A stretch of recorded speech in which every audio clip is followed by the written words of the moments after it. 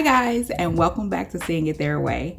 We're doing a series called Pass the Book, where the boys and I are sharing reviews on books from the Helen Ruffin Reading Bold list.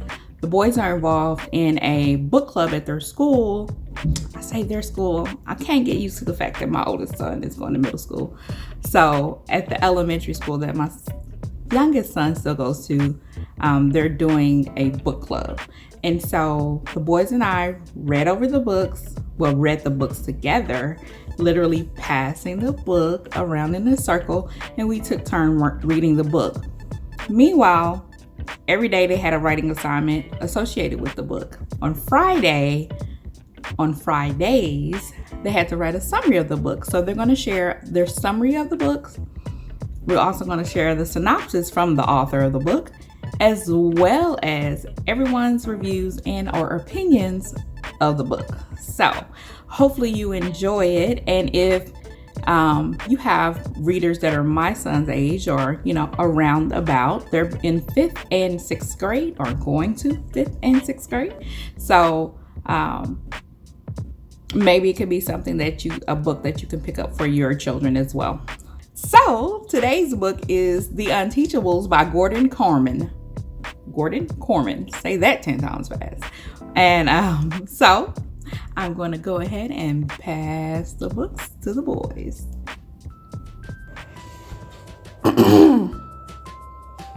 Oh, sorry. I was playing Go Fish with myself. I won, obviously. Well, I'm going to tell you my summary for this book called The Unteachables. I feel like you would find it very interesting. A teacher named Zachary Kermit is depressed because his life started to hit rock bottom when the cheating scandal of 1992, because everyone blamed him, even though Jake Terranova was the one who sold a test paper to his class. After that, he and his wife got in a divorce, and now he lives alone in a bad apartment. The superintendent, Dr. Thaddeus, found out what happened. He got mad at Mr. Kermit and is trying to make him get fired or let him leave on his own by getting the so-called worst class in the school. When he first taught at the classroom, he just passed out worksheets and worked on a crossword puzzle, not caring about the students, until the students loved him. And so the school's delivery of the thing Mr. Kermit hated the most, 1008 vuvuzelas, and dumped them in the river. When that happened, he started to pay attention to them and noticed that Kiana is a star student. And why would she be in the Unteachables? Raheem is sleepy because he doesn't get any sleep at home, but he is good at drawing. Parker is smart. He just has trouble reading because his mind jumbles the letters up. So he gave him anagrams. Barnstorm is there because he can't play for the school, and that was the only reason they let him stay in school, because he was making them points. Mateo's a good kid.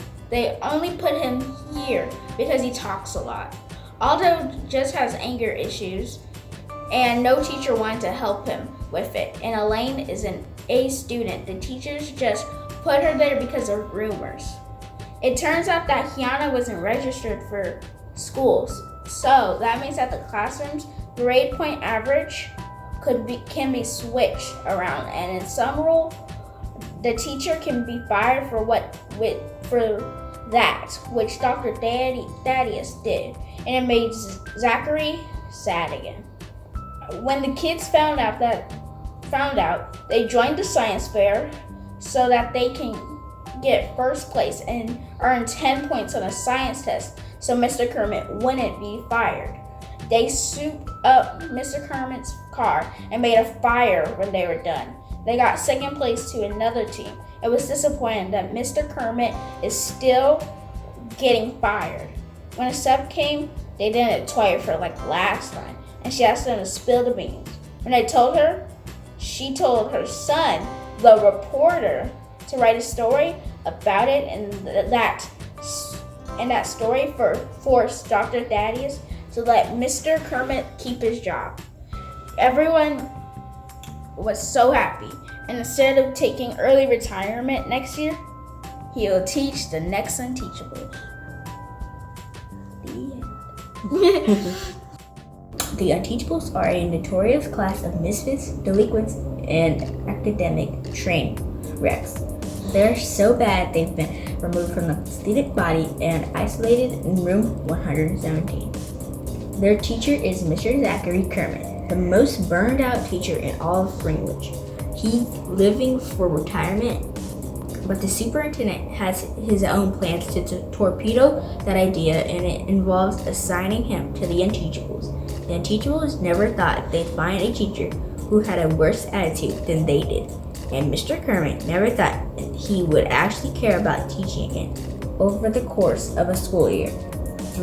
Though room 117 will experience mayhem, destruction, and maybe even a shot of redemption. I feel that the lesson in this book is that people should